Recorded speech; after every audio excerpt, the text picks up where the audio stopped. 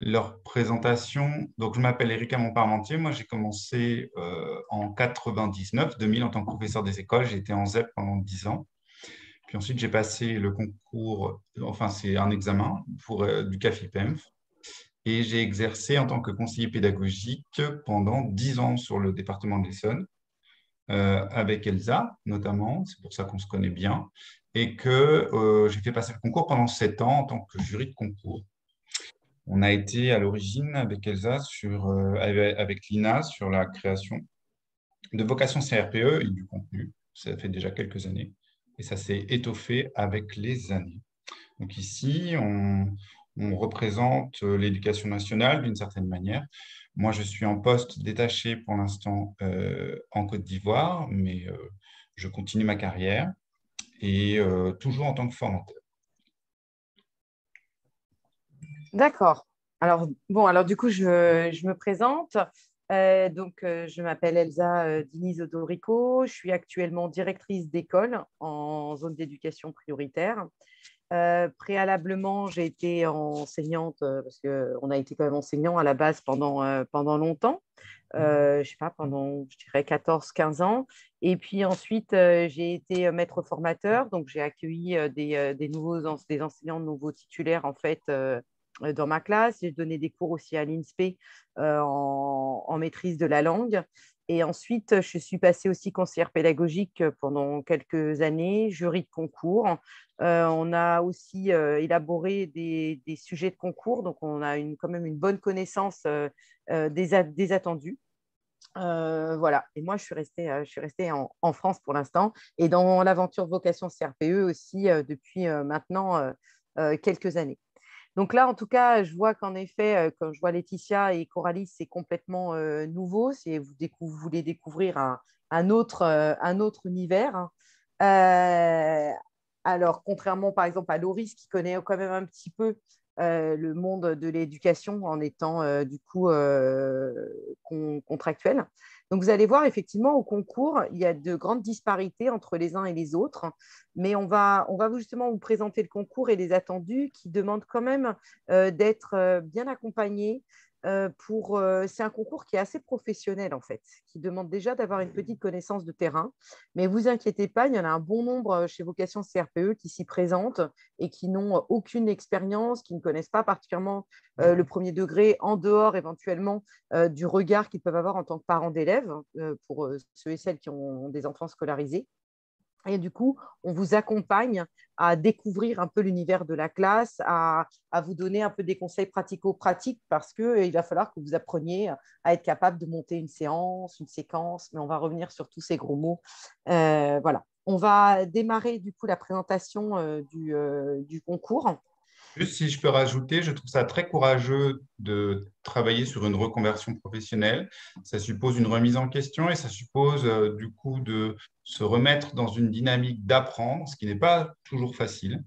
Et félicitations à vous pour cette démarche. Et sachez que vous y prendre dès maintenant, c'est-à-dire que pour le concours 2023, c'est très malin parce qu'un an et demi, c'est quelque chose qui est très bien en termes de durée pour préparer le concours. Vous pouvez le préparer dès maintenant.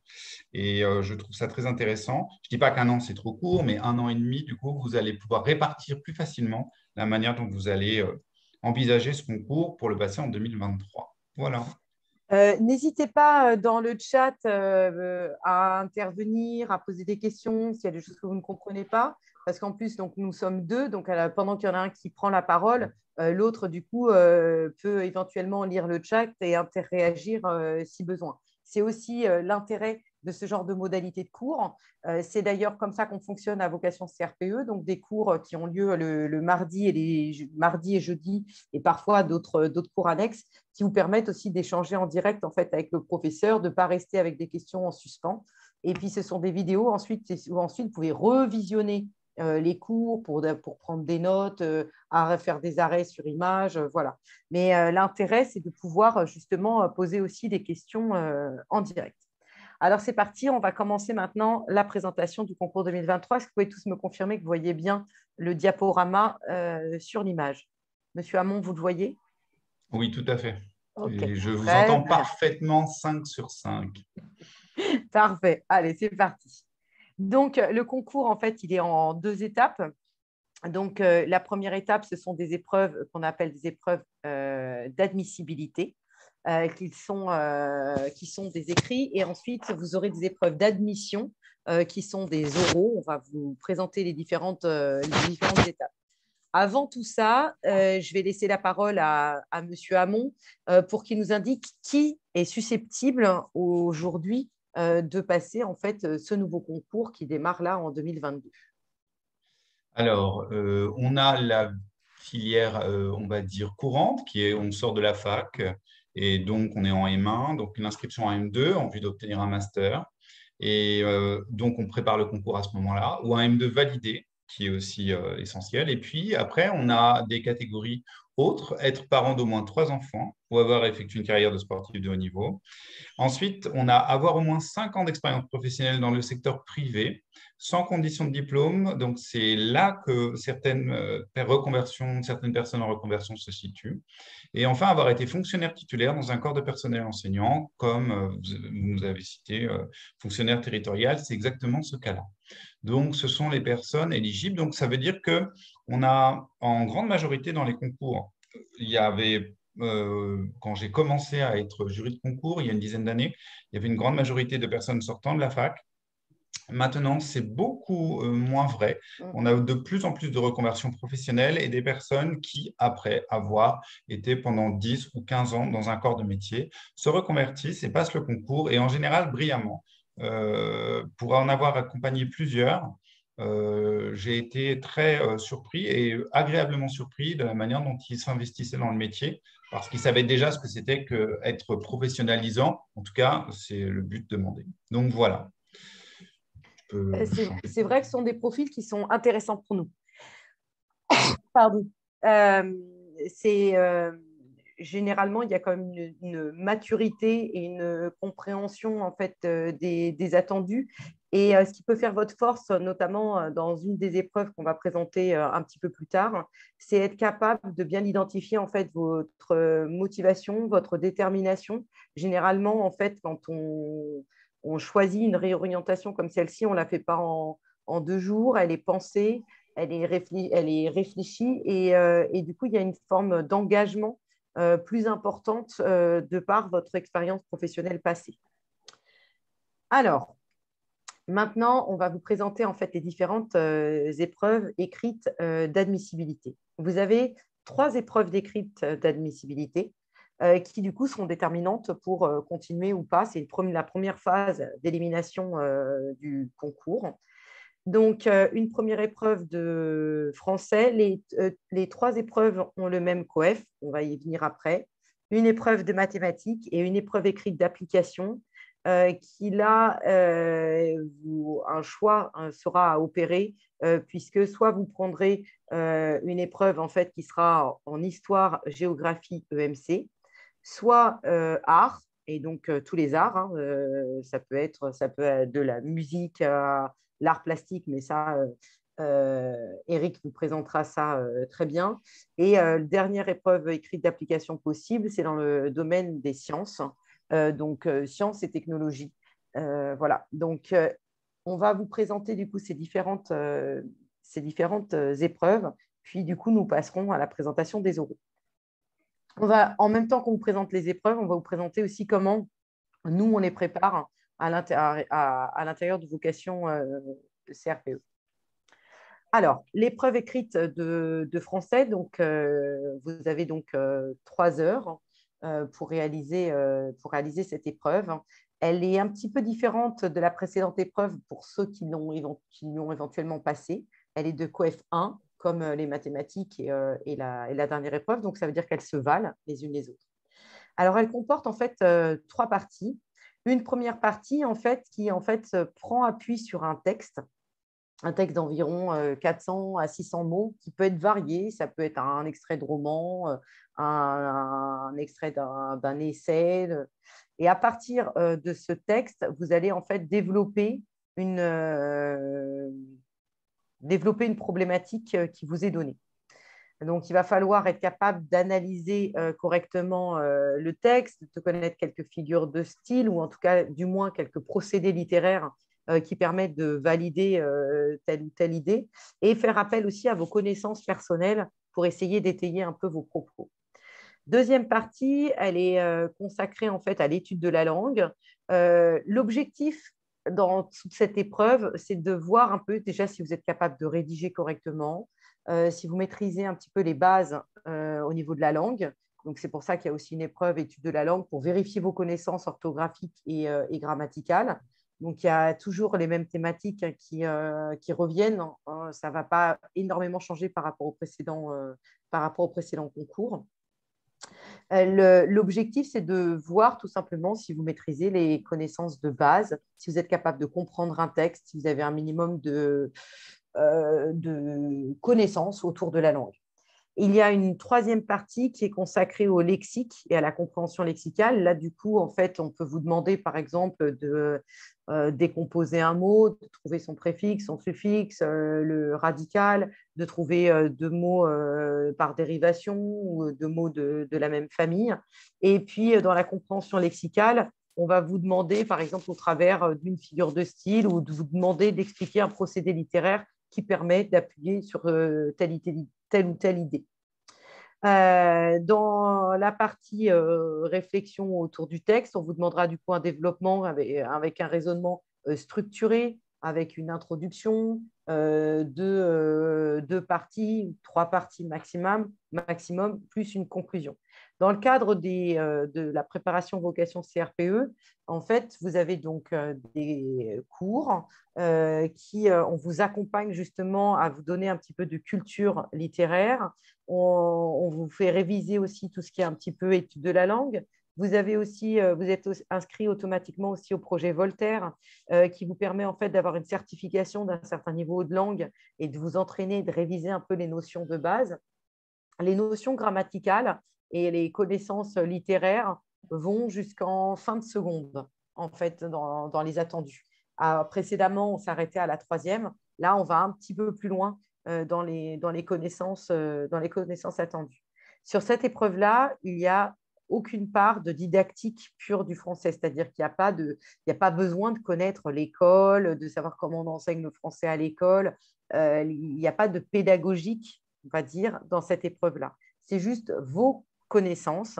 Et donc, du coup, c'est des cours en live, comme là, ce qu'on est en train de faire, durant lesquels vous pouvez poser des questions. On vous entraîne aussi. Et pour vous entraîner, mais ce sera valable aussi pour les autres épreuves, vous avez des devoirs qui vous sont donnés avec justement juste une partie, puis qui sera corrigée en live avec le professeur. Vous avez aussi des concours blancs, où là, on vous donne l'intégralité de l'épreuve. Pareil aussi, corrigé en live, avec des commentaires qui sont personnalisés aussi sur vos copies, qui vous permettent d'avoir un recul tout de suite sur votre pratique et être capable de réadapter aussi vos révisions. Voilà du coup pour l'épreuve de français. Là, je vous indique juste en étude de la langue quelles sont les thématiques qui tombent. Donc, voilà, la révision un peu des classes grammaticales, des fonctions. Parfois, et du coup, il faut réviser un petit peu certaines confusions. Par exemple, le mot que, voilà, qui pose souvent problème, des confusions des fois entre les pronoms relatifs ou des prépositions. Donc, en fait, on revient un petit peu sur toutes les connaissances de base jusqu'à, voilà, je dirais jusqu'au vraiment seconde. Il n'y a quasiment pas de point de première. Je vous mets du coup un exemple. On peut avoir en étude de la langue.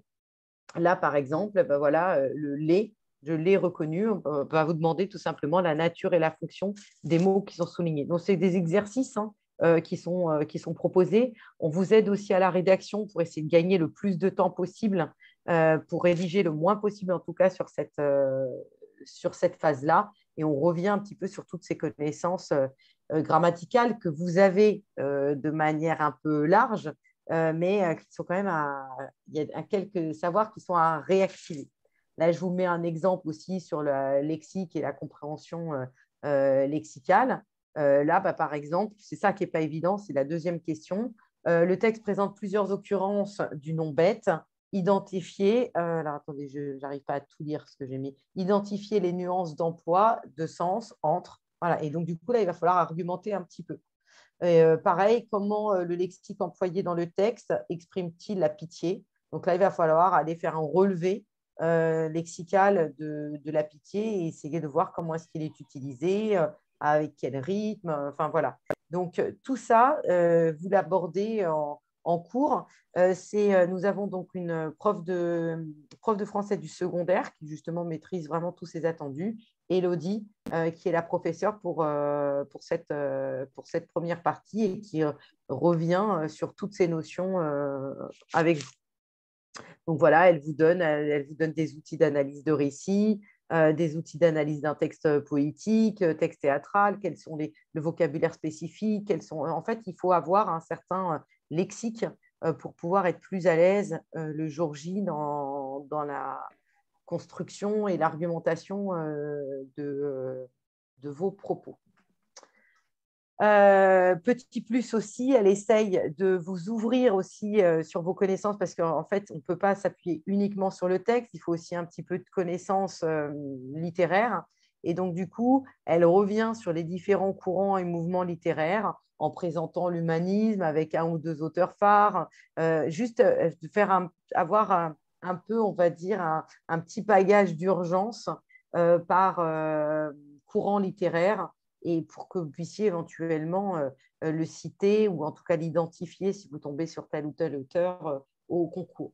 On sait qu'on ne peut pas tout connaître, ce n'est pas ce qu'on vous demande non plus. D'accord? La priorité, c'est de regarder votre capacité de raisonnement, votre capacité à comprendre un texte et votre capacité à rédiger et structurer vos propos. Mais bien évidemment, il s'agit d'un concours. Et donc, du coup, pour avoir une meilleure note que les autres, c'est important aussi de faire preuve un petit peu de…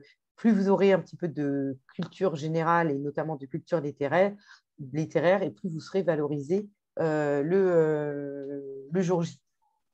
Dans le cadre du concours, au dehors juste du notionnel, qui à la rigueur vous pourriez acquérir tout seul, on vous apporte aussi des outils méthodologiques. Je pense que ce sera valable aussi dans le cadre des mathématiques, mais on vous rappelle un petit peu les attentes du jury sur le fond, sur la forme, donc comment rédiger, comment gagner du temps, comment justement gérer le temps de l'épreuve, quel type de questions peuvent tomber au concours, quels sont les points qui reviennent quand même le plus souvent. Et puis, on vous donne des conseils vraiment méthodaux sur comment rédiger, comment structurer, comment est-ce qu'on construit une intro, une conclusion, comment est-ce qu'on peut faire tout ce travail de couture entre la première partie et la deuxième partie. Quand je dis couture, c'est comment faire un lien avec une petite phrase de conclusion de première partie et après une toute petite phrase qui introduit la partie suivante pour créer une cohérence en fait au développement de vos propos. Donc, on vous donne aussi des apports méthodologiques pour que vous puissiez être à l'aise. Ça fait pour un certain nombre d'entre vous, ça fait longtemps que vous n'avez pas rédigé. Et donc, du coup, ça s'apprend. Il y a des outils, il y a des méthodes pour que vous puissiez être plus à l'aise et plus rapide le jour J. Maintenant, je vais laisser la parole à Eric, qui du coup va vous présenter les mathématiques. Merci beaucoup, Elsa.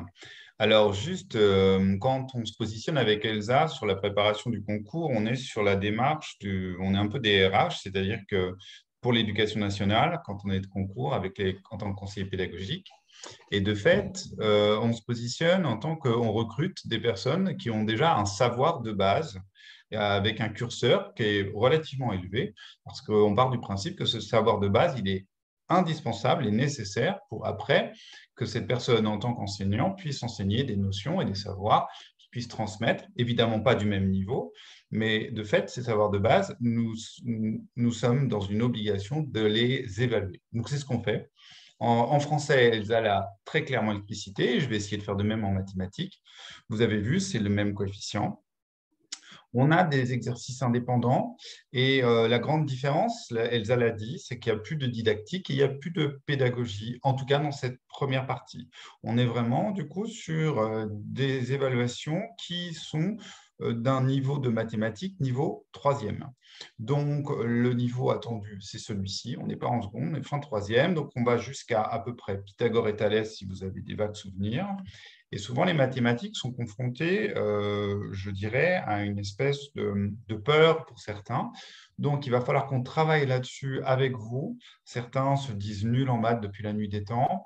Et de fait, on se rend compte très vite que vous, en tant que candidat, vous n'êtes pas du tout nul en maths. C'est juste que vous avez besoin de prendre confiance en vous. C'est ce que va faire Vocation CRPE au travers de sa préparation. Il y a deux parties. En fait, il y aura une partie plutôt sur la partie théorique de notions. Et puis, il y a aussi des temps de révision, des temps de devoir où on va du coup aller un peu plus loin que ce que le concours va proposer pour vous proposer des exercices un peu plus difficiles pour que vous puissiez prendre confiance en vous et vous accompagner en vous permettant parfois d'avoir le formateur rien que pour vous pour pouvoir travailler avec lui sur ces notions mathématiques. Travailler un petit peu tout le temps et commencer dès maintenant, c'est un gage de succès pour le concours. C'est ce qu'on vous encourage à faire avec Elsa 1 an et demi avant. Donc, les exercices proposés prennent appui sur la classe en général, tout en travaillant des compétences de fin de cycle 4 en mathématiques, donc fin de troisième. Ça veut dire que le cadre proposé, c'est, on va dire, la mise en histoire. C'est un enseignant de moyenne section de maternelle, comme l'exemple que je vous ai proposé, souhaite créer un jeu sur le modèle du jeu de loi pour travailler avec ses élèves et on travaille les probabilités. Donc, toute votre problématique au début, quand vous allez aborder comment dire, la partie mathématique, c'est l'abstraction, c'est-à-dire comment je dégage des éléments pertinents d'un texte pour après le mettre en équation ou y trouver des solutions. Donc, il ne faut pas se perdre dans l'énoncé, il faut arriver à trouver les points saillants qui vont vous permettre après de les prendre, de les analyser pour après trouver la solution. Donc, ensuite, du coup, Elsa, je veux bien que tu tournes parce que moi, je n'ai pas la main sur le déroulé. Merci beaucoup. Donc, vous avez les thématiques abordées, comme Elsa l'a montré pour le français.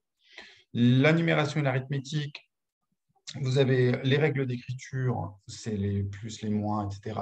Donc, les trucs de base, hein, jusqu'aux puissances, aux racines carrées, aux diviseurs. Les calculs et les problèmes, c'est tout ce qui est opération, priorité opératoire. Donc là, on est sur des notions d'algèbre. Je veux bien que tu continues, du coup, on va passer. Toc. La proportionnalité, et ça revient énormément aussi dans la partie didactique et pédagogique. Donc, c'est quelque chose qu'il faut maîtriser parce que la proportionnalité, elle est vaste et elle peut être abordée à peu près dans tous les domaines des mathématiques, aussi bien dans grandeur et mesure, qu'en géométrie et qu'en numération. Parce qu'on voit bien que les aires et les volumes, on est plutôt vers la géométrie. On est sur grandeur et mesure et aussi pour la numération sur tout ce qui est proportionnalité. Donc, c'est assez important de bien connaître ça. Les mesures, périmètre, aire, volume et angle, ne pas confondre. Les angles, par exemple, c'est une notion qui est assez abstraite et assez complexe. Ça tombe rarement, mais moi, l'année où j'ai passé le concours, ils avaient fait une partie théorique de l'ancien concours, j'entends, très difficile. Donc, en fait, ils étaient dans une base où ils voulaient sélectionner plutôt des scientifiques. Donc, il ne faut surtout pas prendre peur. C'est-à-dire que si on sent que l'exercice, au départ, on ne le maîtrise pas complètement, vous avez, en méthodo, on y reviendra, mais je vous encourage à lire l'intégralité du sujet et à commencer par l'exercice qui vous sied le plus et vous vous sentez le plus proche et le plus à l'aise pour vous mettre en confiance au début. On continue, merci Elsa, la géométrie. Vous voyez, on retrouve Pythagore, on retrouve Thalès et on retrouve les théorèmes. C'est un peu la complexité de la partie théorique, c'est-à-dire qu'à un moment donné, on va quand même vous demander une petite démonstration. Donc, la démonstration, pareil, Vocation CRPE vous accompagne dans la méthodologie d'une démonstration et comment la faire correctement. Et les équations et les inéquations, la résolution d'équations, il n'y aura pas de second degré, il n'y aura que du premier degré. Cherchez X et puis les représentations graphiques avec la droite. On n'ira pas sur des représentations graphiques en x au carré ou en x au cube. On est vraiment sur la droite essentiellement. Tu peux continuer, Elsa, vas-y. Donc, du coup, par rapport à la méthode, quand vous êtes face à votre sujet, c'est ce que je vous disais, vous lisez le sujet intégralement parce qu'il y a des exercices sur lesquels vous êtes plus proche. Vous avez un brouillon.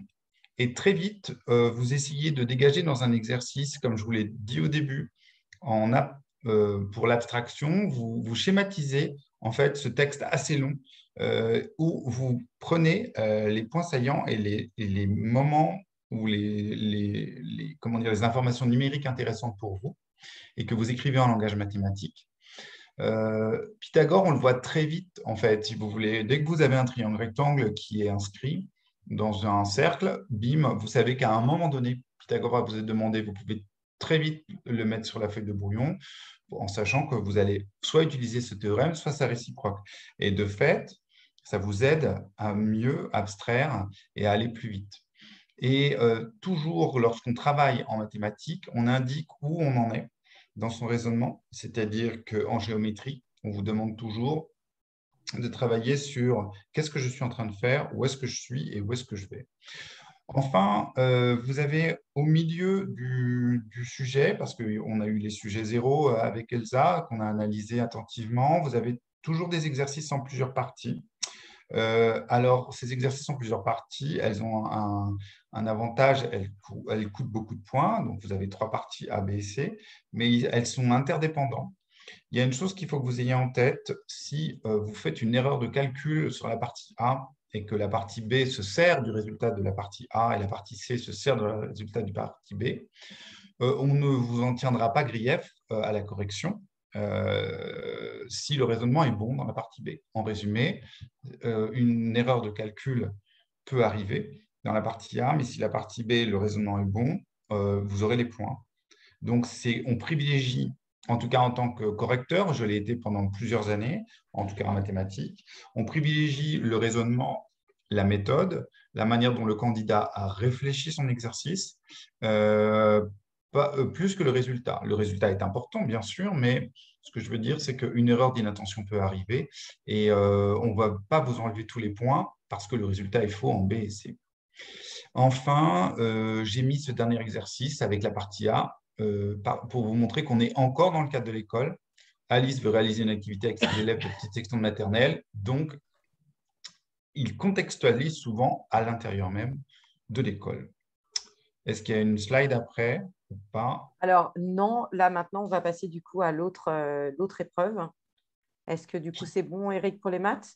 En fait, oui, c'est bon pour moi. Si vous avez des questions, vous n'hésitez pas. Alors, D'accord? sinon, ce qu'on vous propose, c'est qu'en fait, on présente toutes les épreuves, en fait, les premières épreuves d'admissibilité à l'écrit. Et à l'issue de ça, en fait, ceux qui souhaitent poser des questions, on fera une toute petite pause avant de présenter les oraux.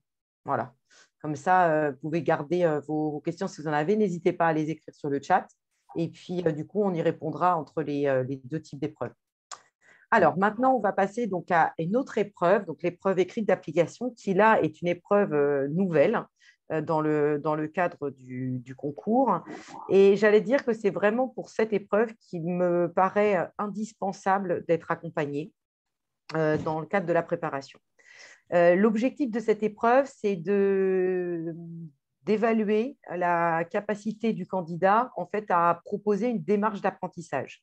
Donc là, on est vraiment déjà dans le cœur du métier d'enseignant. C'est une épreuve qui est pré-professionnelle et on vous demande de connaître non seulement un certain nombre de savoirs, mais ça, ce n'est pas trop ce qui est le plus difficile, parce que ça, on peut vous faire un rappel et puis vous avez un bon nombre de documents supports sur lesquels vous pouvez vous appuyer dans le cadre de l'épreuve et qui vous aident à construire vos propos. Donc, le savoir, ce n'est pas le plus compliqué. Le plus compliqué, c'est la transposition de ce savoir auprès des élèves. C'est-à-dire comment est-ce que je vais aborder telle ou telle notion de science avec des élèves, comment est-ce que je construis une séance et une séquence. Alors, je vais essayer d'expliquer rapidement ce que c'est qu'une séance et une séquence, même si, par exemple, Loris doit être déjà au courant, mais pour ceux et celles qui viennent complètement d'un autre univers, ça peut être quelque chose d'un petit peu inconnu.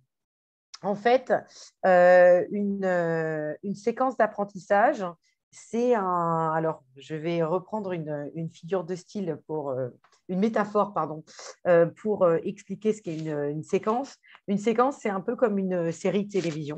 D'accord? Vous avez donc du coup un scénario qui va être découpé en fait en plusieurs épisodes.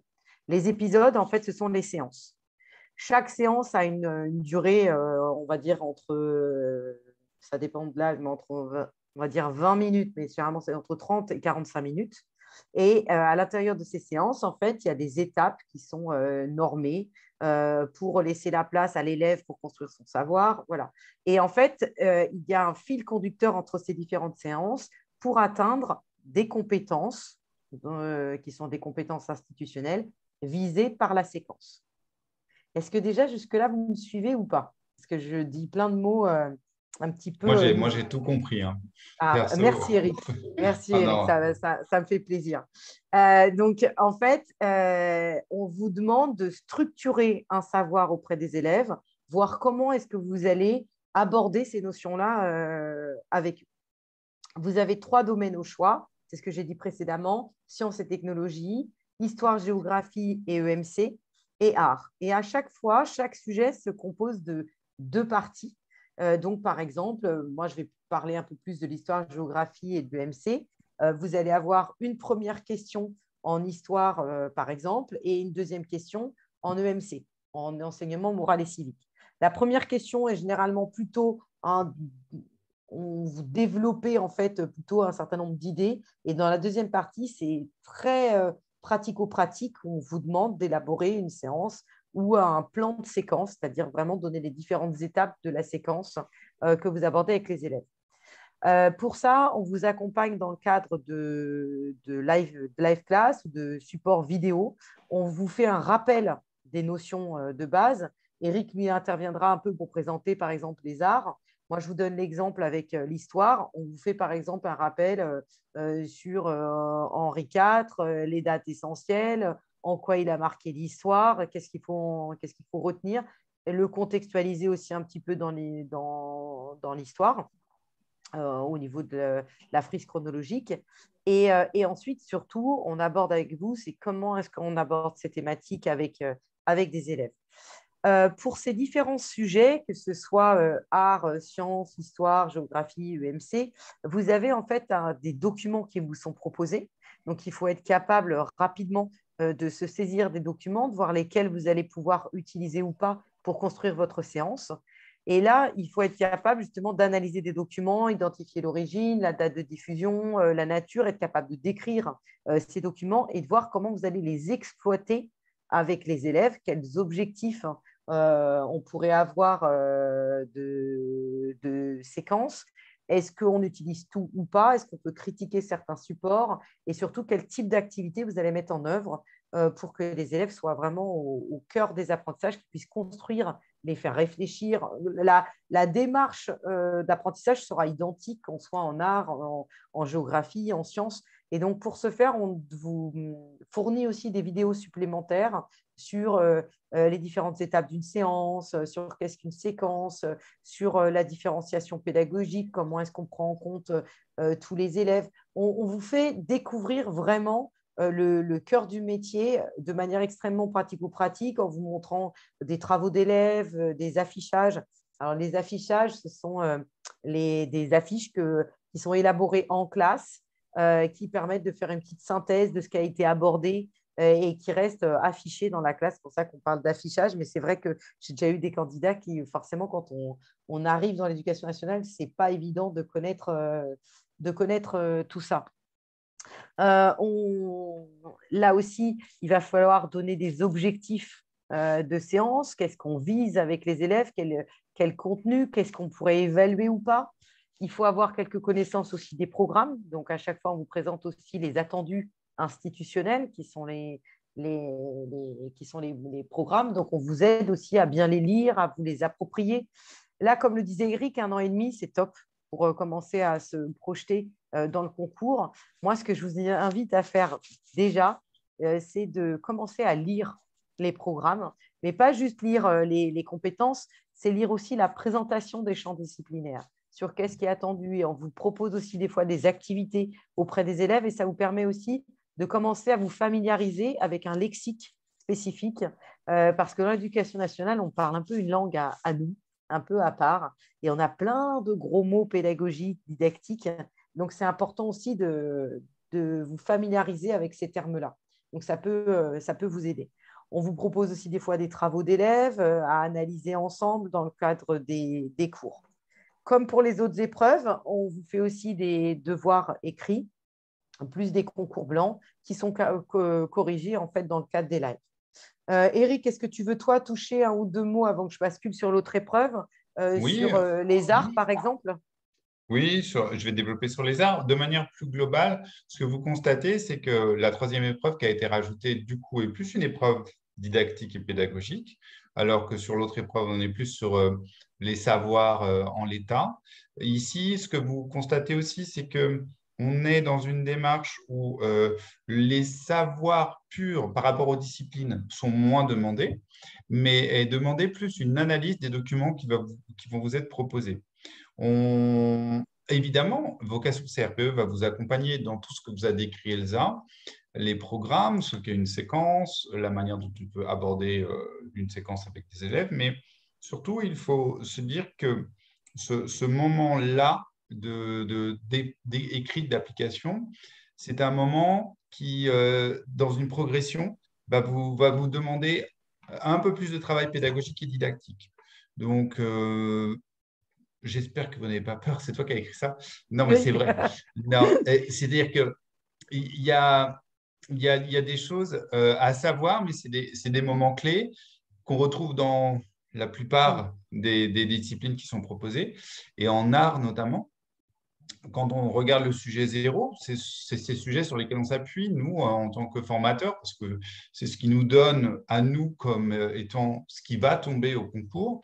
Et vous, votre chance, c'est que si vous le passez en 2023, vous allez avoir tout l'historique de 2022 avec tous les sujets de concours. Donc, ça va être plus étoffé. Vous allez avoir plus de matériaux, en tout cas sur lesquels vous allez pouvoir travailler et analyser. Vous vous rendez compte que la démarche qu'on va vous demander n'est pas c'est une démarche de bon sens. Cette démarche de bon sens, elle va au-delà de la pédagogie et de la didactique. Quand moi j'ai regardé le sujet en musique, par exemple, très vite on pouvait avoir très peu de notions en musique et pour autant répondre correctement aux questions qui étaient posées. Donc, c'est quelque chose qui reste, on va dire, moins complexe pour certains. C'est peut-être là que vous allez gagner des points pour ceux qui se disent peut-être moins à l'aise en maths et français, parce que le bon sens, c'est quelque chose que tout le monde a, tout simplement, et c'est quelque chose que vous pouvez complètement aborder lors du concours. J'ai vu qu'il y Alors, avait par une question contre, qui était ouais, passée. Sandrine nous demandait donc combien de temps nous avons pour préparer cette épreuve. En fait, comme pour les précédentes épreuves, ce sont des épreuves en fait de 3 heures, en toujours coefficient 1. Et c'est vrai que le temps est relativement court dans ces 3 heures, puisqu'il faut prendre connaissance d'un bon nombre de documents. Donc là aussi, il y a un peu de méthodo pour aller vite, pour bien comprendre en fait l'énoncé. Mais vous allez voir, c'est un peu ce que disait Eric, la démarche, elle est identique. Et donc, une fois que vous avez bien compris comment est-ce qu'on aborde des notions avec des élèves, vous connaissez bien les différentes étapes d'une séance ou d'une séquence, c'est assez rapide. Et donc, du coup, vous serez beaucoup plus à l'aise. Vous aurez une forme type. Et donc, du coup, la gestion du temps va s'améliorer. Elle est difficile au début, la gestion du temps, par méconnaissance en fait de la présentation d'une séance ou d'une séquence. Et puis au début, on manque un peu d'idées. Mais vous allez voir que justement, l'avantage aussi des cours, c'est qu'on vous donne des idées, des démarches, on vous fait des suggestions de séances de découverte pour aborder telle ou telle notion. Et puis, vous serez du coup plus à l'aise pour faire des petites fiches de révision qui vous permettent vraiment de gagner du temps pour ne pas aller chercher votre savoir, en fait. Là où il faudra faire attention dans la gestion du temps, c'est sur l'appropriation des documents et les choix que vous allez opérer. Mais Dans c'est l'épreuve écrite, effectivement 3 heures.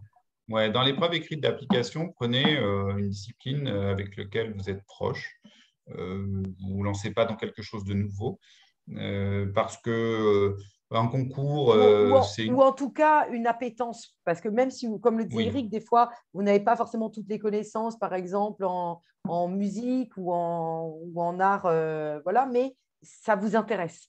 À partir du moment où vous serez motivé et intéressé, ce sera quand même plus facile. Si vous n'aimez pas les bien sciences, d'accord. évitez d'aller prendre ce domaine-là et ne cherchez pas en termes de points, ce qui pourrait être valorisé ou pas. Allez vraiment sur un domaine qui vous plaît, je Pour pense. l'art, comment dire, la répartition du temps est importante parce que en fait, il y a deux épreuves en une, un peu, on pourrait le dire comme ça. Vous avez une épreuve en art plastique, éducation musicale, ou art plastique, histoire des arts, ou histoire des arts, éducation musicale. Du coup, c'est vraiment 1h30, 1h30. Il faut bien séparer son temps. C'est faisable en 1h30, hein. En général, c'est une analyse de séance ou c'est construire une séance. Ce qu'on n'a pas encore vu, nous, en tout cas en musique. Mais ce n'est pas sorti dans le sujet zéro. Le sujet zéro, c'est une analyse de séance de musique. Donc, une analyse, on sent bien quand même que c'est plus facile, entre guillemets, d'analyser que De faire la séance construire. en elle-même, que la construire elle-même. Tous les sujets sont en deux parties, hein. Donc, effectivement, généralement, en vous accompagnant, on vous fait surtout gagner du temps sur la deuxième partie qui est l'élaboration d'une séance, d'une séquence ou une analyse. Et voilà, c'est plus sur la première partie où il faut plus argumenter, construire. Là, c'est plus une question de savoir. Vous passez des fois un petit peu plus de temps. Mais nous, on vous accompagne surtout pour que vous puissiez être plus efficace dans la construction d'une séance et d'une séquence. Alors, Eric, je peux passer à l'épreuve suivante. Oui, oui, vas-y, pas de souci. Donc maintenant, on a terminé en fait avec les écrits. Donc, vous passez votre concours. Vous allez attendre du coup d'avoir les résultats. Mais bien évidemment, on espère que vous serez admissible pour aller passer les épreuves d'admission qui sont en fait des oraux. Attention, par contre, quand vous savez que vous allez être admissible, généralement, les oraux démarrent 15 jours après. Donc, avec Et vocation deuxième chose CAPE, importante, ouais, et deuxième chose vas-y. importante, vous ne savez pas où vous êtes dans l'admissibilité. On vous dit juste que vous êtes admissible, mais vous ne savez pas si vous avez pas vos notes, hein, de l'admissibilité. Donc, vous ne savez pas si vous avez très bien réussi ou si vous êtes limite. Voilà. Donc, en tout cas, ça veut dire qu'il faut se préparer bien en amont. Alors, on va vous présenter ces différentes épreuves et notamment, il y a une épreuve qui, cette fois, n'a pas du tout le même coef que les autres, hein, et qui vaut coef 4. Donc, en effet, c'est une épreuve qui est extrêmement importante au concours. C'est l'épreuve dite de leçon. Leçon de français et de mathématiques, c'est un 2 en 1, hein. De toute manière, l'ensemble des oraux, là, c'est un peu du 2 en 1. Là, dans l'ensemble des oraux, on vous demande déjà d'avoir une connaissance professionnelle, d'avoir des connaissances pédagogiques, didactiques, de connaître un peu l'école, comment elle fonctionne. Voilà. Donc, on va essayer de présenter chacune des épreuves. Dans la leçon de français et de mathématiques, moi, je vais parler plus du français et je laisserai la parole à Eric pour la partie maths. En fait, vous allez avoir 2 heures de préparation. Ah oui, d'abord, je présente rapidement les trois et après, je vais aller sur… pardon. Alors, donc, vous avez la leçon de français et de mathématiques. Donc, vous avez, c'est une épreuve qui dure 1 heure et avec un coefficient 4. Vous avez ensuite l'épreuve d'entretien qui a eu 2 parties. Une première partie en EPS, donc éducation physique et sportive, qui du coup correspond à coef 1. Et une deuxième partie, qui est là une épreuve plutôt nouvelle, c'est la partie motivation en fait dans le métier. Vous allez devoir, du coup, je vais y revenir après. Et donc là encore, 1 heure et coef 2. Et vous avez une épreuve facultative, c'est langue étrangère et langue régionale. Alors, on y va. On va démarrer par l'épreuve de la leçon. On va essayer de vous la présenter un peu plus en détail. Donc là, on est vraiment dans de la didactique pure. On vous donne 2 heures de préparation et donc on peut la répartir en 1 heure français et 1 heure maths. On vous donne par exemple une thématique à aborder en fait avec les élèves et ça va être à vous de construire une séquence, une séance et d'être capable d'argumenter. Donc, vous avez un temps de 30 minutes pour le français, puisqu'après, pour le reste, je laisserai la parole à Eric. 30 minutes pour le français. Vous avez 10 à 15 minutes pour exposer vos propositions pédagogiques. Et ensuite, c'est suivi d'un temps de questions du jury pour voir en fait la pertinence. Des fois, c'est juste pour bien comprendre en fait vos propositions ou vous amener à argumenter pourquoi vous avez fait tel ou tel choix pour aborder en fait la notion de français.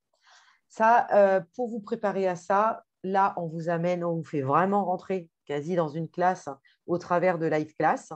moi, je suis en charge des cours de français, de didactique du français. Et par exemple, on apprend comment est-ce qu'on aborde la production d'écrits avec des élèves, quelles sont les différentes étapes. On voit ensemble la construction d'une séance, on voit tous les outils que l'enseignant peut proposer aux élèves et pourquoi est-ce qu'on fait telle ou telle démarche, quelles difficultés auxquelles les élèves sont exposés. Face à telle difficulté, qu'est-ce qu'on peut mettre en place. Je vous montre du coup des affichages, des travaux d'élèves, des supports d'enseignants. Là, on fait vraiment du pratico-pratique tout le temps pour que vous puissiez être à l'aise sur la production d'écrits à l'école, voilà, comment ça se construit même de la maternelle jusqu'au cycle 3, la lecture-compréhension. On apprend à bien lire les programmes, les attendus, pour que vous puissiez du coup être beaucoup plus à l'aise le jour J. Et là, on vous donne tout le lexique spécifique. On s'appuie aussi des fois sur les travaux de la recherche en didactique pour que vous en ayez aussi connaissance, pour pouvoir argumenter avec le jury et du coup faire la différence avec d'autres candidats. Cette épreuve-là, elle se prépare bien en amont. Elle demande du temps d'acquisition, du temps d'appropriation du lexique et des démarches d'apprentissage. Donc, en fait, on démarre la préparation à cet oral. En plus, n'oubliez pas qu'au F4, on démarre cette préparation, nous, dès septembre, pour que vous ayez toute l'année pour vous préparer à cette épreuve. Eric, je te laisse dire 2 mots sur la partie maths. La partie maths, c'est à peu près la même que la partie français. Vous êtes dans l'apprentissage, enfin, dans la construction d'une leçon. Donc, du coup, vous êtes sur une thématique qui peut être la construction du nombre en maternelle, ou ça peut être le nombre au cycle 2, ça peut être la proportionnalité. Donc, en fait, l'idée, c'est construire sa séance. Comment la construire? On va vous apprendre à faire comment dire, une sorte de schéma à l'intérieur de la séance. Il y a toujours une phase de recherche, une phase de mise en commun, une phase de structuration. Toutes ces étapes-là, on va vous les apprendre. Sachez que pour la phase d'admissibilité, lorsque vous travaillez sur les sciences, les arts, ou l'histoire, géographie et le MC, on est déjà aussi dans une construction de séance. Donc, il y a des choses que vous allez retrouver dans les mécanismes d'évolution à l'intérieur d'une séance. Hein. On ne réinvente pas l'eau tiède à chaque fois, c'est-à-dire qu'il y a des formes que l'on retrouve assez fréquemment, et c'est de ça qu'on attend lors de l'entretien. Après, c'est que vous puissiez justifier vos choix. C'est-à-dire qu'il n'y a pas de bonne ou de mauvaise réponse, il y a surtout la réponse que vous apportez et pourquoi vous l'avez apportée et comment vous la justifiez. Le jury pourrait ne pas être d'accord avec la manière dont vous avez abordé la séance à un certain moment ou sur une partie, mais tant que vous êtes capable de le justifier de manière cohérente, le jury, c'est ça qu'il attend. Ce sont vos choix et vos justifications. Parce qu'il faut Votre que vous sachiez, réflexion, en fait. c'est ça. Il faut que vous sachiez que cette démarche de réflexion que vous avez, comme le dit Elsa, elle va permettre au jury de se faire une idée du futur enseignant que vous allez être dans sa classe. Et c'est quelque chose qui est très important pour le jury, de vous sonder là, de voir comment vous construisez déjà une petite, des notions professionnelles qui sont latentes, qui vont émerger après, mais on essaie de deviner l'enseignant que vous allez devenir après. Et c'est ça, en fait, il faut que vous ayez ça en tête quand vous présentez votre séance de leçon en français ou en maths. Donc voilà les grands thèmes. Avec, En... avec vocation Vas-y. CRPE, vous avez aussi la possibilité en fait d'avoir une convention de stage. Et donc, nous, dans le cadre des lives, on vous présente vraiment, on vous amène un peu sur le terrain, mais vous avez aussi la possibilité de demander une convention de stage et d'aller, je crois, jusqu'à 6 semaines dans une école élémentaire, dans une école maternelle, pour aller voir un petit peu et affiner encore votre connaissance de terrain.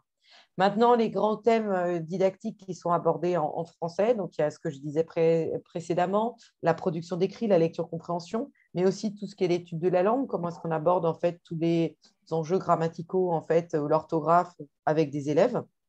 Le langage oral, qui est un domaine à part entière, et là aussi on voit l'évolution dans les programmes et comment est-ce qu'on aborde ça, parce que ce n'est pas que en maternelle.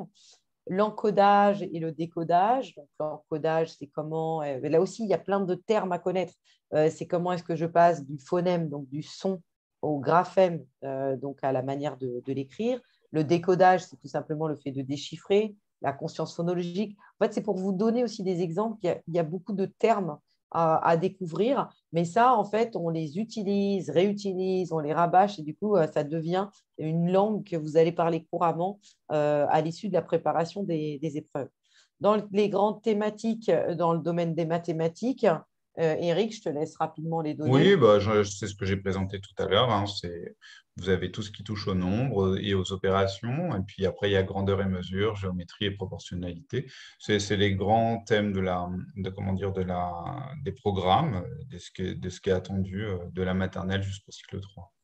Après, ce que disait Eric, c'est qu'en fait, il n'y a pas que la didactique et ce n'est pas que sur le savoir qu'on peut vous interroger. On va vous interroger aussi sur des démarches, c'est-à-dire en fait sur les erreurs types que les élèves peuvent réaliser, sur quelle progression, sur quelle remédiation on peut proposer, c'est-à-dire qu'on observe telle difficulté chez l'élève ou telle erreur, comment est-ce qu'on peut les accompagner à avoir abordé la notion autrement, quelles sont les traces écrites qu'on va laisser aux élèves, les affichages, l'évaluation. Quels sont les critères de réussite qu'on donne aux élèves? Est-ce que ça, vous l'explicitez ou pas? Les modalités de groupement, est-ce qu'à un moment, ils sont en binôme à deux, ou est-ce que c'est avec tout le groupe classe, ou est-ce que c'est en individuel? Comment va se situer l'enseignant? La gestion du temps, pourquoi est-ce que cette phase-là, vous la mettez sur tant de temps? Et la posture de l'enseignant, est-ce qu'il va être très, très présent ou au contraire un peu en retrait? Est-ce qu'il va plutôt renforcer les échanges entre pairs, c'est-à-dire entre les élèves? Enfin, il y a plein, plein de choses. Là, c'est vraiment du pédagogique. En gros, la pédagogique, c'est la manière, c'est la mise en scène, en fait. La didactique, ce serait le texte de théâtre, hein, et la pédagogie, en fait, c'est la mise en scène que vous allez mettre en œuvre. Et ça, tout ça, ça se justifie, en fait. Là, si je mets des éclairages et pendant tant de temps, ça veut dire en gros sur telle phase de séance, j'ai choisi tant de temps et je mets tant de personnes sur scène, c'est-à-dire que là, je choisis telle modalité de groupement, il faut être capable de le justifier. Voilà. Je ne sais pas pourquoi j'utilise le théâtre et le cinéma pour Non, mais expliquer les termes, mais moi, je trouve que c'est parlant, en fait, pour oui, expliquer ce qu'est oui, la pédagogie et la didactique. clairement. Enfin, j'espère que vous comprenez les attendus. Donc, tout ça, on aborde toutes ces thématiques au fil des cours. Il y a des vidéos aussi supplémentaires pour aborder aussi ces notions-là et que vous soyez un peu plus au clair sur l'acte d'enseigner, en fait, tout simplement, et les choix qui s'opèrent quand on est face à des élèves. Alors, c'est vrai qu'on vous encourage, si vous avez la possibilité, comme le dit Elsa, d'aller dans les classes, d'avoir une convention de stage, parce qu'il n'y a rien de mieux que d'aller dans une classe pour voir pratiquement ce dont on vous parle là, qui est relativement théorique et relativement abstrait quand on ne le voit pas mis en place.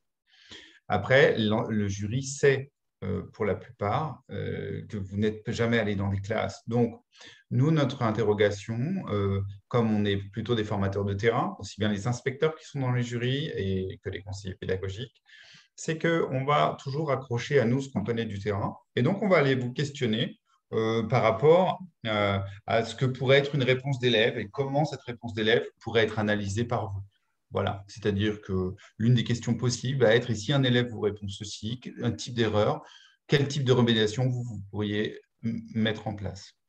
Donc, c'est des choses comme ça qui vont vous permettre à vocation CRPE de travailler, car ce sont que des formateurs de terrain qui sont devant vous, des gens qui sont comme Elsa, directrice ou conseiller PEDA, et donc qui ont des réponses par rapport à la classe et qui sont complètement connectés avec les classes.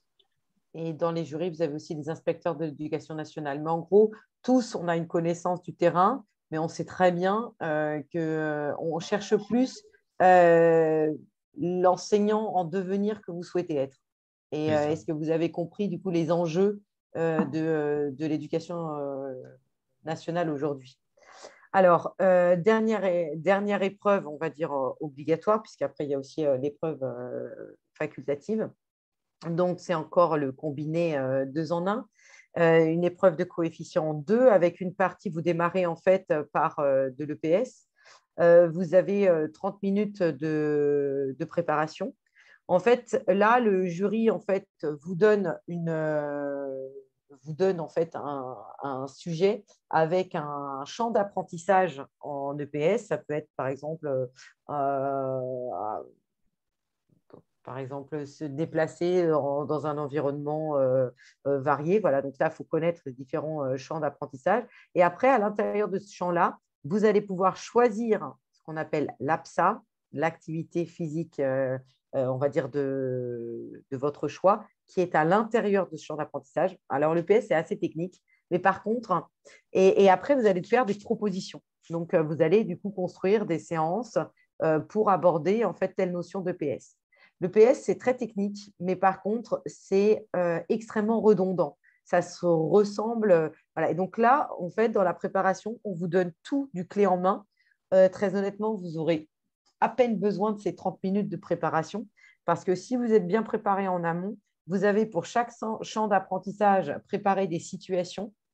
Et donc, du coup, il suffira juste de les schématiser pour être capable de bien les présenter au jury, d'anticiper peut-être voilà, la notion d'évaluation et structurer vos propos, mais vous pourrez être quasiment prêt le jour J pour cette épreuve. Par contre, c'est une épreuve qui demande pas mal de connaissances au niveau du lexique, pas mal de connaissances techniques, mais là, vous êtes accompagné et du coup, c'est une partie qui n'est pas trop difficile. Et c'est important de bien la réussir parce que c'est par cette épreuve que vous démarrez. Ensuite, à l'issue de… Donc, vous avez 10 à 15 minutes d'exposé où vous présentez votre situation pédagogique et didactique. Ensuite, c'est suivi par à peu près 15 minutes de questions. Et suite à ça, vous enchaînez directement sur la deuxième épreuve. La deuxième partie, c'est une épreuve d'entretien qui est notée sur 10 et comme l'épreuve de PS aussi notée sur 10 et du coup coef 1 puisque on met un coef 1 en EPS et 1 dans la deuxième partie d'entretien. Cette partie d'entretien, en fait, vous aurez au préalable rédigé une lettre de motivation et un CV. Le jury n'aura pas forcément devant les yeux, mais en tout cas, il sera envoyé en amont au siècle. Vous n'êtes pas noté sur cette lettre de motivation et sur ce CV, mais par contre, là, vous allez devoir vous présenter, être capable d'indiquer en fait vos motivations dans le fait de rentrer dans le métier, avoir réfléchi sur quel enseignant vous souhaitez être et pourquoi, qu'est-ce qui vous anime. Là aussi, on vous prépare. Il y a des ateliers réguliers avec un enseignant, un formateur spécialisé qui vous aide justement à élaborer une lettre de motivation, un CV et qui vous apprend justement à vous présenter dans le cadre de cette épreuve d'entretien. À l'intérieur de cette épreuve d'entretien, il y a aussi beaucoup de connaissances du métier, donc ce qu'on appelle la connaissance du système éducatif. Et pour ce faire, vous aurez un certain nombre de vidéos et de lives où on vous fait découvrir l'école. Parce que là, on va vous amener aussi, les questions, elles peuvent être vraiment diverses et variées, mais très souvent, c'est des questions un peu pratico-pratiques. Tiens, vous êtes dans telle situation, un élève refuse d'assister aux cours de sciences pour des raisons religieuses. Comment réagissez-vous? Sur quel texte vous pouvez prendre appui? Donc, c'est vraiment du pratico-pratique qui viennent aller vous chercher un petit peu sur votre posture de futur fonctionnaire, votre future posture institutionnelle. Est-ce que vous connaissez en fait les différentes valeurs de l'école, les valeurs républicaines? Est-ce que vous êtes au clair là-dessus? Est-ce que vous savez ce que ça veut dire que devenir fonctionnaire, rentrer dans la fonction publique? Voilà. Donc, les questions, elles vont tourner souvent autour de thématiques assimilées à ça. Eric, tu veux compléter sur cette partie épreuve d'entretien ou j'enchaîne? En fait, c'est à un moment donné, la motivation, c'est sortir des clichés aussi de j'adore les enfants, ce genre de choses. Oui, On veut voir un futur professionnel qui va certes être en charge d'une classe, mais qui va surtout amener ses enfants du point A au point B en travaillant les compétences des programmes et comment vous allez incarner ce fonctionnariat. Donc, c'est de ça, nous, qu'on regarde par rapport aux motivations qui sont les vôtres, comment vous vous projetez dans ce métier, non pas à l'année prochaine, mais bien sur les futures années. Parce que si on embauche, si on vous embauche, parce qu'on est un peu des RH, quand on est CPDA, comme je vous ai dit, ou inspecteur, c'est pour plusieurs années. Donc, c'est pour 10 ans et c'est pour même finir sa carrière à l'éducation nationale. c'est pour ça que c'est une posture un petit peu, j'allais dire, politique au sens noble du terme, puisque du coup, en devenant enseignant, vous allez jouer un rôle important au sein de la société. Et du coup, vous allez rentrer aussi dans un ministère. Donc, l'éthique professionnelle et la connaissance de l'école, la connaissance institutionnelle est extrêmement importante. Savoir comment fonctionne la hiérarchie, avoir quelques petites connaissances aussi de l'histoire de l'école. Et ça, du coup, on vous accompagne. On vous fait un petit, au travers de vidéos. Par exemple, j'en sais rien, si on parle du handicap, on va vous expliquer l'histoire un peu du handicap à l'école, quels sont les textes qui sont en vigueur aujourd'hui, quelle est la posture qui est attendue un peu sur cette thématique-là. Ça peut être aussi sur la laïcité, sur l'égalité au sein de l'école, connaître un petit peu voilà, les fondamentaux de l'histoire aussi de l'école vous aidera à argumenter et à vous présenter aussi avec, comment dire, de justifier et d'argumenter aussi votre éthique professionnelle en vous appuyant aussi sur des connaissances. C'est vrai que j'ai toujours rêvé d'être maîtresse, j'adore les enfants. Et en fait, là aussi, pendant le confinement, j'ai aidé mes enfants et en fait, j'ai adoré ça, ne suffira pas et peut être un peu limitant même. Donc, par contre, durant le confinement, j'ai pris conscience voilà, de la complexité pour aborder tel ou tel savoir auprès des élèves. Voilà, là-dessus, j'ai trouvé ça, la démarche intéressante. Ça m'a permis d'avoir une autre vision aussi du métier de l'enseignant. Là, ça passera davantage. Mais juste aimer les enfants, ça ne marche pas trop. Alors, je vous passe aussi, je trouve ça intéressant parce qu'en fait, au niveau du rythme de ma famille, pour avoir les vacances, ça ne passe pas. Hein, voilà. Donc, il faudra en tout cas bien connaître le temps de l'enseignement et qu'il n'y a pas que le temps devant élève. Hein, il y a aussi les 108 heures. Là, direct, on vous posera des questions là-dessus. Donc, il faut, là aussi, vous pouvez d'ores et déjà construire votre projet, savoir pourquoi est-ce que vous souhaitez découvrir aussi ce métier, qu'est-ce qui vous anime, et puis commencer dès maintenant à être un petit peu à l'écoute de tout ce qui se passe dans les médias, de toutes les réflexions. Vous pouvez vous abonner aussi au Café pédagogique qui présente un certain nombre d'articles autour de l'école et qui peut vous permettre justement de commencer à réfléchir un petit peu et à avoir une meilleure connaissance de l'école et du métier d'enseignant. De manière générale, Vocation CRPE, donc je vous l'ai déjà dit, propose des devoirs à rendre régulièrement pour vous aider à avoir tout de suite un retour sur votre travail et sur votre préparation. Des concours blancs, donc il y a un concours blanc à chaque fois qui sont avec des sujets qui sont faits par nos soins. Et comme on est tous jury de concours dans l'équipe Vocation CRPE, on a quand même une bonne connaissance. Et surtout, ce qui est intéressant, c'est qu'il y a des corrections qui sont en live, un peu comme là actuellement, qui vous permettent d'avoir un retour direct aussi, de pouvoir poser des questions sur les choses que vous n'avez pas comprises. Vos copies aussi, elles sont annotées, elles sont corrigées en direct et annotées. Donc ça, c'est aussi intéressant pour vous.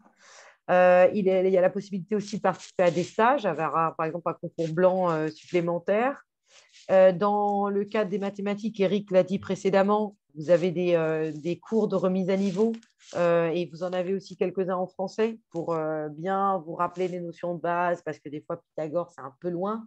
Hein. Donc, pour ma part, j'aurais besoin de quelques cours de remise à niveau. En J'irai fait, voir. Pythagore, c'est pas ce qu'il y a de plus difficile. Non, oui, Souvent, c'est Thalès qui est plus dur. c'est Thalès qui est plus dur.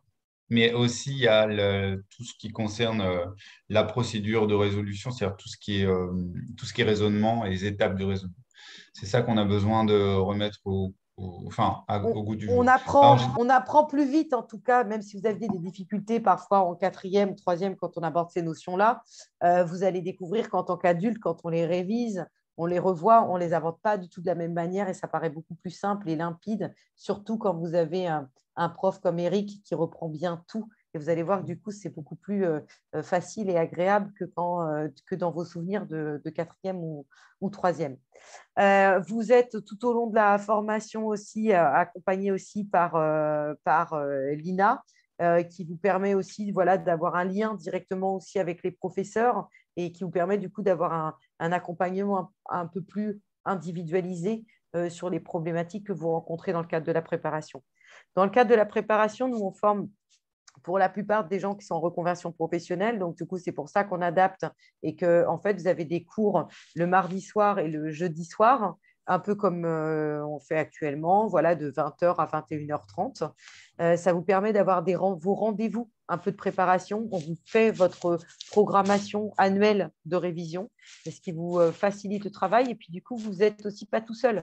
Vous êtes accompagné par l'équipe de vocation, mais aussi par les autres étudiants avec lesquels vous pouvez chatter. Il y en a qui font aussi des petits groupes de soutien, qui s'échangent aussi des contenus, des notions. L'objectif aussi, même si c'est un concours, c'est à l'intérieur d'un groupe de se sentir soutenu parce que voilà, c'est pas facile. On a les enfants, on a des fois notre job, donc c'est pas facile de préparer un concours en plus. Donc là, ça vous permet voilà, de gagner en rigueur, de ne pas vous sentir seul et d'être un peu dans une team pour le préparer. Et puis, dans les moments de découragement, voilà, on peut vous rebooster, vous relancer. Et puis, généralement, les autres personnes aussi du groupe peuvent vous y aider.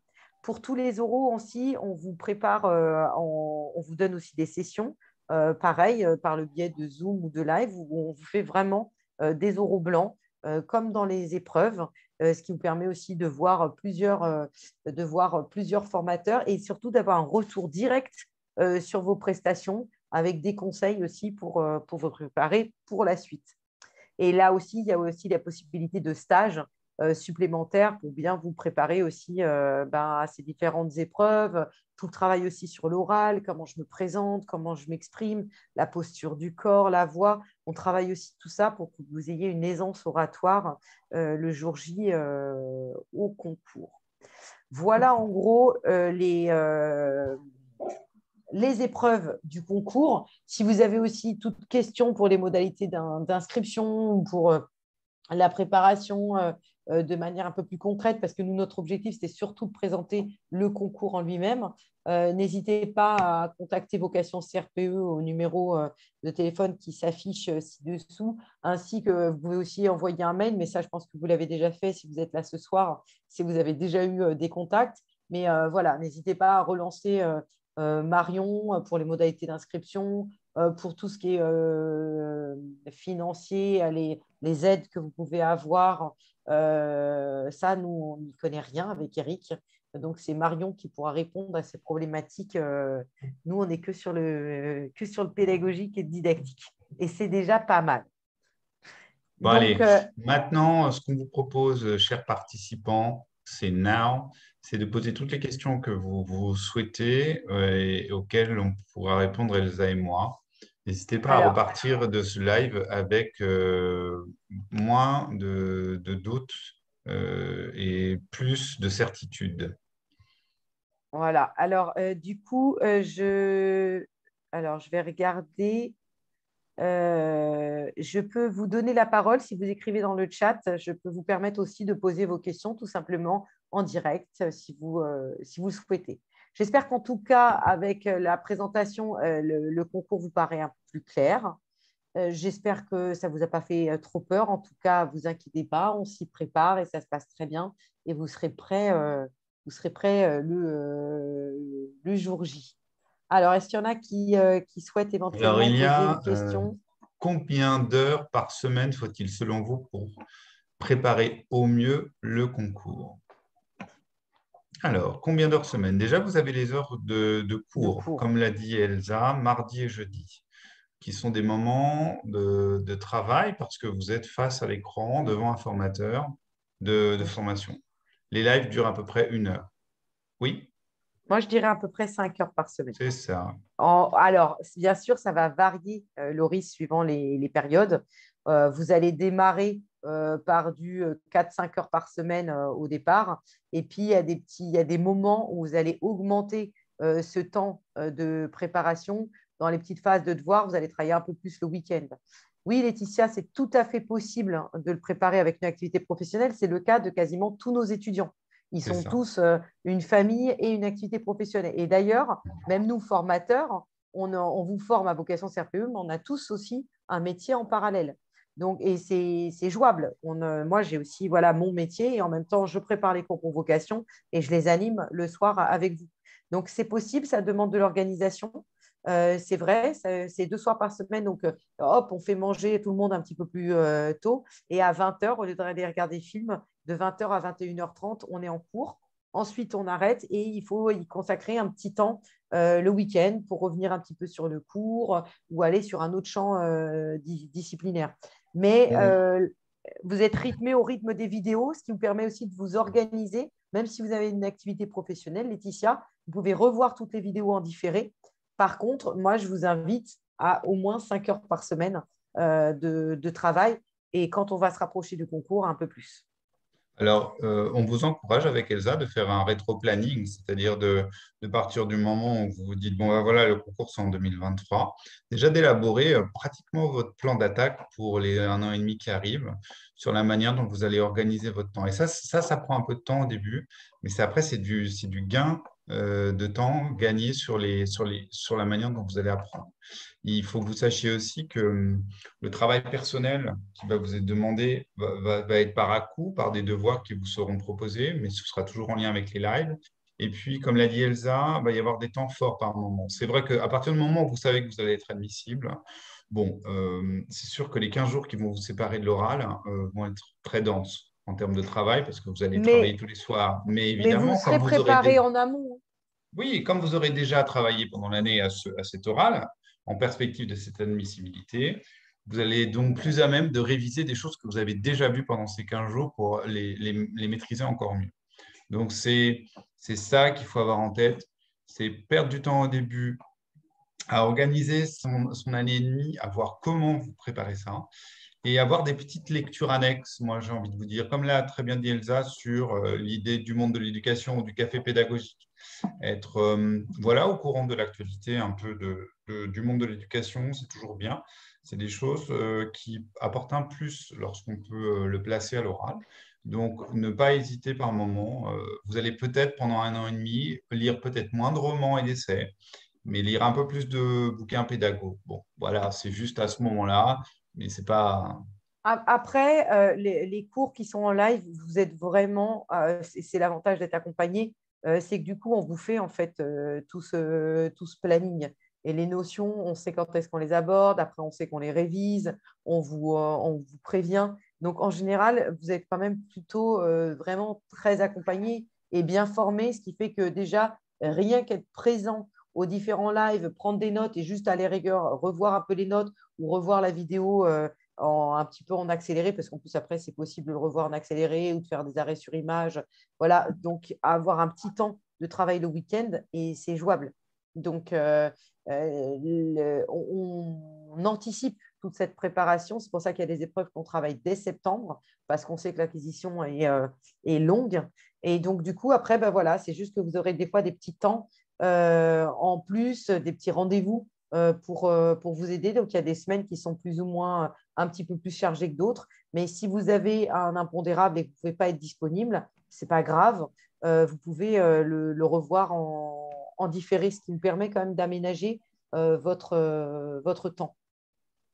Est-ce qu'il y a du coup d'autres questions? J'ai essayé d'activer vos micros, mais je voulais juste savoir, c'est bien vous qui avez désactivé Oui, vos oui. micros. Non, c'est OK. moi qui ai activé. Tu as commencé, j'ai fini. Mais là, ils Vous sont tous pouvez… désactivés, les micros. En fait, tout le monde a coupé son micro, mais si vous voulez ouvrir votre micro et parler, on va vous entendre. Il n'y a pas de souci. Ah, voilà. OK. C'était ça que je voulais savoir. Donc, si vous avez des questions, en tout cas, n'hésitez pas. Si vous êtes timide, vous pouvez le faire dans le chat. Sinon, vous pouvez prendre la parole pour les quelques minutes qui nous restent. Sinon, on va vous laisser vaquer à vos occupations en espérant du coup que ça a répondu un petit peu à vos attentes, que vous arrivez à entreapercevoir un peu plus les attendus du concours et comment est-ce que vous pouvez dès maintenant commencer à vous préparer en lisant les programmes, en lisant quelques articles, en vous abonnant au café pédagogique et recevoir un mail de temps en temps. Vous pouvez parcourir. Ça peut être pas mal pour commencer à rentrer un peu dedans. Y a-t-il du coup des questions? Au moins dans ce cas-là, répondez juste dans le chat oui ou non pour qu'on sache et qu'on vous libère si nécessaire. Oui, bonjour, excusez-moi. Bonjour. Moi, vous m'entendez? Oui, Oui, très très bien. bien. Moi, j'ai une petite question à savoir, vous dites qu'on peut commencer immédiatement la formation, mais les cours le mardi soir et le jeudi soir, c'est à partir de septembre uniquement, c'est bien ça? On a commencé les cours fin septembre. Donc, Oui, mais il y a la possibilité de rejoindre les rangs maintenant. Ça, il faut voir du coup avec Marion. Et on vous donne en fait tous les supports aussi disponibles pour vous aider à vous préparer. oui, En mais fait, là, les cours. Oui, les cours sont pardon. enregistrés, Patricia. Donc, en fait, si vous voulez, vous pouvez avoir accès aux cours enregistrés depuis le début de l'année et du coup les voir en replay, un peu comme vous regardez des séries. Ah oui, Ou, d'accord. vous voyez le concept. Donc, tout est enregistré comme le live de ce soir. Donc, vous pouvez assister à un cours en live pour vous rendre compte de ce que c'est qu'un cours en live. Donc, de ne pas forcément respecter la chronologie, mais juste voir à quoi ça ressemble, quoi. Voilà. D'accord. Très bien, merci. Vous trouvez les programmes, comme l'a très bien dit Elsa, c'est sur Vraiment Eduscol. C'est le site de référence, hein, parce qu'il y a à la fois les programmes, mais il y a aussi des analyses des programmes, c'est-à-dire que ça va un peu plus loin que les programmes. C'est-à-dire que vous avez des exemples de mise en situation. C'est très riche. Alors, surtout, ne vous y perdez pas, parce qu'on peut s'y perdre, hein. Il y a énormément de choses. Cibler une connaissance, une compétence, et puis ensuite aller sur EduSchool, c'est vraiment très complet. Hein. Moi, je continue à travailler avec EduSchool en tant que formateur, hein, Ouais. pour mes On formations. l'utilise et on vous présente d'ailleurs des supports d'EduScore parce que pour élaborer des sujets de concours, on part beaucoup aussi sur des supports d'EduScore. Donc, c'est important. Et ça, du coup, on vous y accompagne. Merci, Goulouen, pour ce retour. Donc, a priori, pas de questions. Pour la préparation, à voir si vous inscrivez maintenant ou plus tard, ça c'est voilà, à vous de voir. Nous, on vous indique aussi des choses à faire si vous n'êtes pas inscrit, comment vous pouvez commencer à vous familiariser avec une éventuelle inscription plus tard et dans démarrer une démarche de préparation sans nécessairement aussi être inscrit, mais voir comment est-ce que vous pouvez commencer à rentrer un petit peu dans le vif du sujet et à, comment dire, exploiter les mois qui vous restent avant de rentrer dans le pur et dur préparation concours. Voilà. Très Est-ce bien. Eh que ben, on vous remercie pour votre plus de questions? attention. Je vous souhaite, je crois que c'est bon, hein. Eh ben alors, super, Sandrine. Merci En pour vos fait, retours. on juste pour vous dire qu'avec Elsa, on le fait depuis longtemps et on a beaucoup d'enseignants qui sont revenus maintenant parce qu'ils sont enseignants, ils ont passé le concours et avec succès et ils en sont très heureux. C'est-à-dire que c'est un accompagnement qu'on essaye de faire au mieux au niveau de l'humain et de travailler avec vous sur vos besoins et vous êtes tous différents. Donc c'est vraiment ça qui nous importe à nous par rapport à la démarche d'accompagnement qui est la nôtre. Voilà. Merci beaucoup à vous, Elsa. Merci beaucoup. Merci, Eric. On vous souhaite à tous et à toutes une excellente soirée. On espère surtout vous retrouver dans les rangs du concours. Parce que si on est là aussi avec Eric, c'est parce qu'on affectionne ce métier qui a beaucoup de sens pour nous. Et donc, on est content aussi de faire partager notre enthousiasme autour de cet engagement professionnel. Et puis après, peut-être encore mieux vous retrouver dans nos rangs en tant qu'étudiant chez Vocation CRPE. Voilà, en tout cas, merci à tous et à toutes pour votre participation et pour votre attention. Excellente soirée et puis peut-être à très bientôt. À Merci. bientôt. Merci à vous. Au revoir. Au Merci à revoir. vous. Alors, je vais arrêter le partage d'écran.